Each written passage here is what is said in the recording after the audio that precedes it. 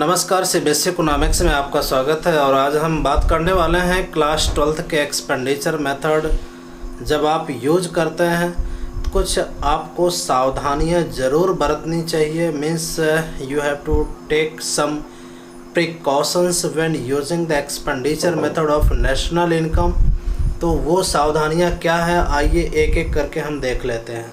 तो सबसे पहले जो सावधानी आपको बरतनी है, जो प्रिकॉशन लेना है, only final expenditure is taken into account. मतलब फाइनल एक्सपेंडिचर क्या है कि फाइनल गुड्स एंड सर्विसेज पे जो पैसा खर्च हुआ है वही आपको अकाउंट में लेना है या वही एक्सपेंडिचर मेथड में ऐड होना है। मतलब इंटरमीडिएट गुड्स पे अगर आपने एक्सपेंडिचर किया है तो वो जीडीपी में ऐड नहीं होगा एक्सपेंडिचर मेथड में। और दूसरा है expenditure on second hand goods. मतलब अगर कोई सेकंड हैंड गुड्स है, मतलब कई बार उसको बेचा खरीदा जा रहा है, तो उसकी वैल्यू नेशनल इनकम में नहीं ऐड होगी या जीडीपी में आप उसको ऐड नहीं करेंगे। और तीसरी बात आपको ध्यान रखना है, expenditure in shares and bonds is not to be included in total expenditure. मतलब शेयर और बॉन्ड पे जो पैसा खर्च हुआ है उसकी वैल्यू एक्सपेंडिचर मेथड में जीडीपी में नहीं ऐड होगी। तो ये भी आपको खास बात ध्यान रखनी है। और चौथा पॉइंट जो है, expenditure on transfer payment is not to be included in expenditure method.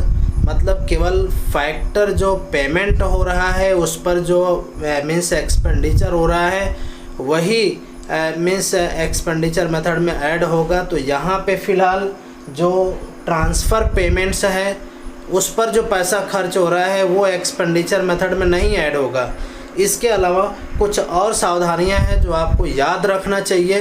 तो आइए उसके बारे में डिस्कस कर लेते हैं। Estimated value on goods produced for the self consumption.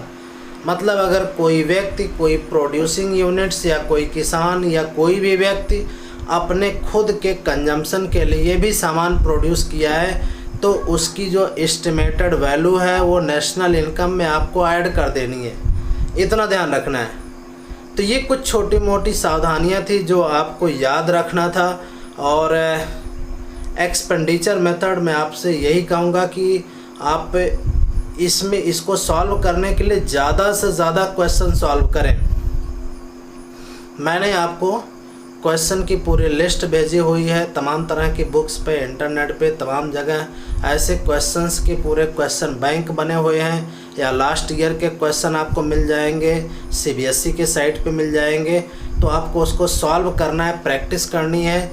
आपको जहाँ प्रॉब्लम आ रही वही मुझसे डिस्कस करेंगे। तो ये ध्यान रखना है कि बुक में अगर आप देख रहे हैं तो बुक में उसका आंसर भी दिया हुआ है, तो आप सॉल्व करके आंसर से मैच कर लीजिए आ रहा है कि नहीं आ रहा है। लेकिन जहाँ पे आपका आंसर गलत आ रहा है आप वहाँ मुझे बताइए, मैं उसमें हेल्प करूँगा।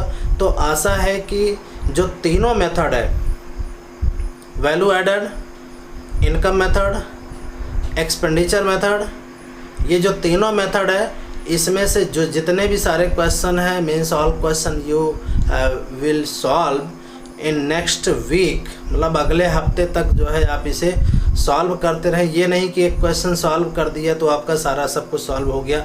आपको बार बार हर हफ्ते सॉल्व करते रहना है। कभी इनकम मेथड, कभी एक्सपेंडिचर मेथड, कभी value added method, product method, जैसा भी क्वेश्चन है आप उसको सॉल्व करते रहिए लगातार, कंटिन्यूअस प्रैक्टिस में रहेगा। जितना सॉल्व करेंगे उतना ही फार्मूला याद होगा, नहीं सॉल्व करेंगे तो फार्मूला नहीं याद हो पाएगा। तो सबसे बेस्ट तरीका ये है कि आप ज़्यादा से ज़्यादा क्वेश्चन सॉल्व करें, और जितना ही क्वेश्चन सॉल्व करेंगे उतनी ही प्रैक्टिस आपकी अच्छी होगी।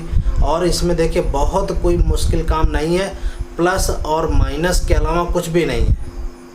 या तो सब्ट्रैक्शन है या तो एडिशन है, इसके अलावा कुछ भी नहीं। इसमें तो बहुत आसान है, बहुत इजी है। थोड़ी सी मेहनत करेंगे, थोड़ा सा आप प्रयास करेंगे तो ये क्वेश्चन आपका जो है 10 मार्क्स वाला जो चैप्टर है ये इसमें से ये आपका पूरा कंप्लीट हो जाएगा। तो आशा करता हूँ कि आप जो है मेरी बात को मानेंगे, डेली प्रैक्टिस 2-4 क्वेश्चन करते रहेंगे, पढ़ते रहेंगे और समय का सदुपयोग करेंगे। घर में बैठे हैं तो आप स्टडी करते रहिए। तमाम तरह के मटेरियल मैं आपको दे रहा हूँ, पढ़ा रहा हूँ, ग्रुप में भी शेयर कर रहा हूँ क्वेश्चन। और मैं सोच रहा हूँ कि इसका आंसर भी आपको फ़ोटो खींच के कल तक दे दूँ, तो इससे आपको थोड़ी सहूलियत मिल जाएगी। जो क्वेश्चन मैंने भेजे उसके आंसर भी आपको मिल जाएगी, आपको मैच करना आसान हो जाएगा। तो कल जो है, अब कल हम बात करेंगे न्यूमेरिकल क्वेश्चन के बारे में, क्योंकि अब आपका वैल्यू एडेड मेथड हो गया, इनकम मेथड हो गया, एक्सपेंडिचर मेथड हो गया। अब हमें स्पेशली बात करना है एक्सपेंडिचर मेथड के न्यूमेरिकल क्वेश्चन पे। तो अगला वीडियो हमारा जो आएगा वो नेक्स्ट वीडियो होगा numerical question on expenditure method. तो इसी तरह से हमारे चैनल पे बने रहिए और देखते रहिए, जो वीडियोज़ हैं देखते रहिए। कंटिन्यूअस सारे वीडियोज़ लगातार एक के बाद एक टॉपिक पे आ रहे हैं। तो ये लगभग चैप्टर पूरा यूनिट कंप्लीट होने वाला है। और आपकी कितनी तैयारी है, कितनी प्रिपरेशन है, मैं कुछ क्वेश्चन भी आपको दूंगा, देखूंगा कि आप उसे कर पा रहे हैं कि नहीं कर पा रहे हैं। तो आज का कंटेंट कैसा लगा आप कमेंट बॉक्स में लिख भेजिए। और कल फिर मिलते हैं एक नए वीडियो के साथ। चैनल पर नए हैं तो सब्सक्राइब कर लीजिए, अच्छा लगता है तो अपने दोस्तों को शेयर कर लीजिए। और कल फिर मिलते हैं नए वीडियो के साथ में, तब तक थैंक यू, बाय बाय।